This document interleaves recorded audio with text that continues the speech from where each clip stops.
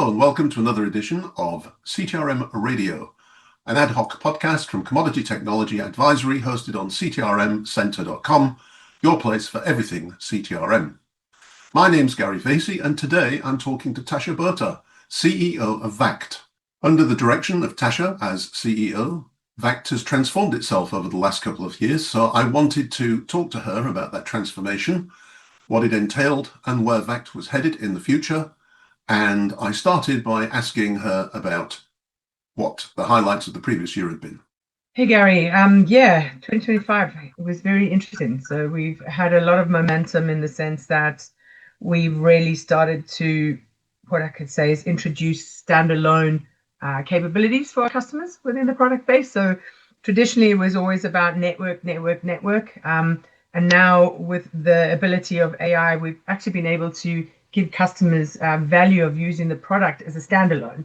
So with that is we've had a lot of evolution, as in growth evolution within our customer base. So we've had customers who were just using what we would the vSure side of the product, which is more the contracts validation, legal confirmation side. They can now do that not just with their own counterparties, but they can actually be able to do validation with counterparties that are not on platform.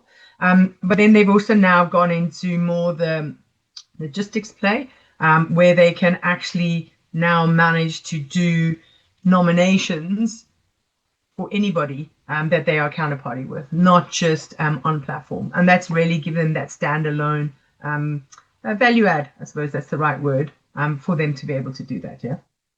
And so that was enabled with AI, wasn't it? If I understand correctly. Absolutely. So we've always had AI, but we never really doubled down on it in the sense of being able to read any format, voice, type, any kind of format. And we've really now doubled down on that. So that's enabled us to ingest all this unstructured data and convert it into structured data onto the platform. And then that in its own has then been able, the customers to be able to do different things with that data, be it nominations, being able to understand the actual data coming back, to be able to do all the stuff that they need to do on that side of things as well. So yes, definitely the AI has helped us to be able to do that. So on our trade side of things, the actual trade data, we can now ingest anything from inspectors to terminals, where previously it was very inspector orientated. We can now take any format in that way, digest, and then push it through upstream to enable the customers either to send it wherever they want to into their actual internal systems. Yeah. And that seems to have sort of galvanized the direction for 2026, judging by what I heard in the webinar the other day. Is that correct? Absolutely. So we've been sitting down with our customers, really working with them to understand what else do they want? Well, what next? And a lot of that was on the agentic AI. And that is now really taking it to the next level. A lot of the things where people were talking about agentic AI, you need the right data. If your data is not correct, agentic AI is never going to work. You're always going to get it wrong. Yeah. So by enabling us of the last X number of years to be able to consume any unstructured data, convert it into structured, it's on the platform, and now you have agentic AI on top of that, you'll be able to do a lot of stuff with that particular agentic AI. Now, obviously, customers within guardrails, I think that's the important bit as well, because a lot of people are a bit concerned about, oh, wow, okay, you allow AI to do all these things, then what? No, we've taken the step by step and enabling our customers to see and also have a little bit of touch and feel to be able to say, yes, okay, this works for me, or no, I need to be involved more along the process. So we have those guardrails in place as well. And what sorts of agentic AI do you see yourselves, putting forward? Very heavily on the logistics. So really helping, as I said, it's about we can bring in any data. So we can even bring in like weather data, freight data, whatever data that the customers want. Bring in that data and then enabling the day in the life of an operator to become easier. That's really and truly what it is. And that's where their value add is. So it's taking the nominations and taking it even to the next level to help especially what's happened now for the war. There was so much pressure on the operators trying to figure out how to do things, what not to do. And so with the agentic AI, that will actually enable the operator to do it quickly, because all the data's there. They'll be able to run different reports, ask the VAKT chat box some ideas of where to go, what to do, how to restructure, how not to restructure, pull it all up, and then their day would be easy. Where now they have to scrape through all the emails, go through all the spreadsheets, look at this system, look at that system, look at this system. So it just helps them give that structure, should we say, around their day job. Yeah. When you took over at VAKT, as I recall, VAKT for me was like a niche platform barge play centered on blockchain, and not much more. And you've opened it up incredibly over the last couple of years. So, has that resulted in a lot more customers, more interest in the market? And are you also looking at different markets, not just the barge market, but other markets that you can apply the same technology to? Very good question. So I look at it as in twofold. I look at it as in one is, okay, we've got this very complex physical oil market that starts off with execution and it ends with settlements. And along that way, you have loads of many counterparties, loads of silo systems, loads of documentation, and then you have all these changes, as I said, like with COVID happening and with the war going on. But along there, you have different trades that come along that trade life cycle, all at different times. Yeah. So it's about making that life a little easier for you to understand where you are with what trade along what life cycle. Now, within that trade, you have different modes of transport. So yes, you have the barges, but we don't look at it as just barges. We've already started to implement vessels. So vessels is already in the product. It's already there. We're now also looking at pipeline. So for me, it's about all the modes of transports being able for one operator to do. So be it barge, be it vessel, be it pipeline, be it truck, be it rail. And that's the real focus on enabling a customer to have VAKT to enable them to use it across those modes of transport. Now, going into different asset classes, yes, the product can do different asset classes, but that's not really where we're focusing right now.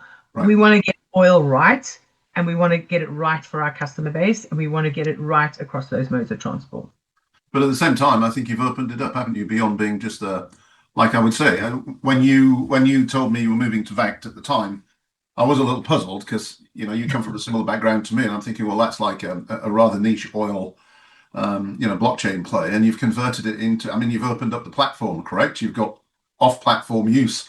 So now people are not locked into just on who's on the platform. They can actually utilize it as a tool. What's been the customer's reaction to that? Are they happy? And are you? No, they do. They like it because what's enabled them to do is they've seen that they can standardize their data, they can structure their data, they are more situational awareness of what's going on, they have more intelligence, they can automate easier.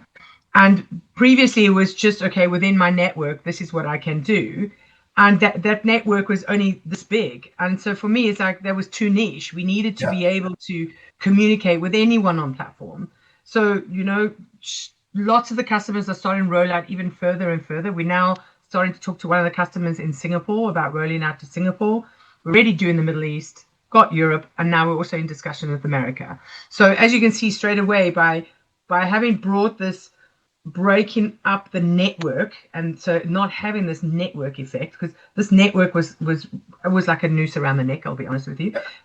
So we broke that chain, and now we can actually communicate with any counterparty anywhere in the world by using AI, and our accuracy is like 99% accuracy. So our accuracy is really high.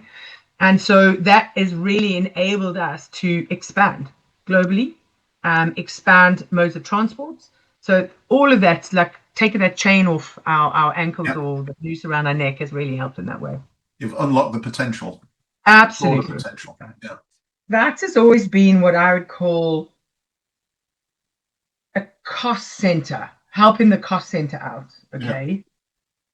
But whilst I was in the States, I realized that it's not just a cost center, actually. It's actually also a profit. And the reason why it's profit is because traders are being held back by doing trades because operators can't fulfill their duties quick enough to keep up with the traders. Yeah. Okay. But by automating and by having standardization and by having the agentic AI, operators can now do more with IT rather than having to throw more bodies at it. So for a trader's P&L, it's not being affected because the cost is pretty much sunk with the IT side of things, and you don't have to keep throwing more bodies at it. And so when I go and speak to the customers in the States, they're like, oh my God, this is amazing, because it allows us to do more volume. And in the end, more volume means more revenue.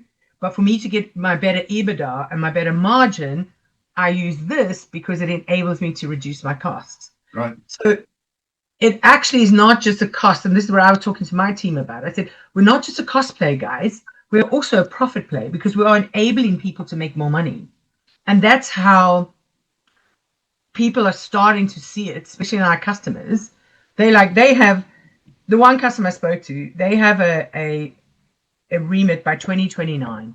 They have to be totally automated across the entire life cycle, which is massive. And they're using us to do that. And it's across all modes of transport, because what they want to be able to enable is their traders to trade more. Right. Because make more money traders, we will help you because we've systemized everything, and we can support you so that we can make more money.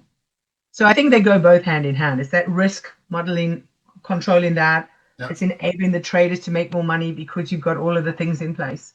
So then, to finish off, to summarize, where do you see yourself maybe this time next year? This time next year, as I mentioned to you, we're already in discussions with Singapore and America. That's where my next focus is getting us live out in Singapore, and then live out in the Americas. Americas, I think, will be a little bit more challenging, just in the sense that they just use a bit of a different system compared to all the waterborne, be it barges, be it vessels.